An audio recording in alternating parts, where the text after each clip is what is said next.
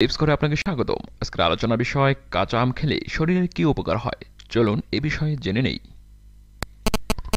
গ্রীষ্মকালীন ফল আম।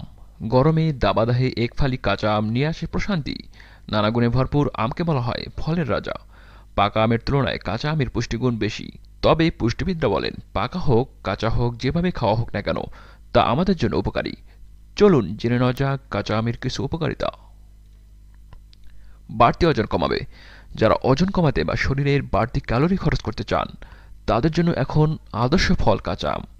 পাকা মিষ্টি আমের চেয়ে কাঁচা আমে চিনি কম থাকে বলে এটি ক্যালোরি খরচে সহায়তা করে। রক্ত সঞ্চালন বাড়ায়। কাঁচা আমে যথেষ্ট পরিমাণে পটাশিয়াম থাকে আর এই পটাশিয়াম শরীরের রক্তচাপ নিয়ন্ত্রণে ভূমিকা রাখে।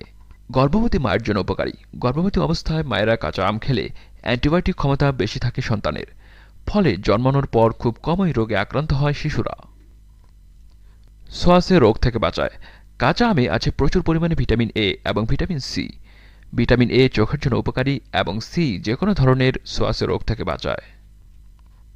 ভিডিওটি ভালো লাগলে লাইক কমেন্ট ও শেয়ার করুন। নিত্য নতুন টিপস পেতে চ্যানেলটি সাবস্ক্রাইব করুন এবং সঙ্গে থাকুন।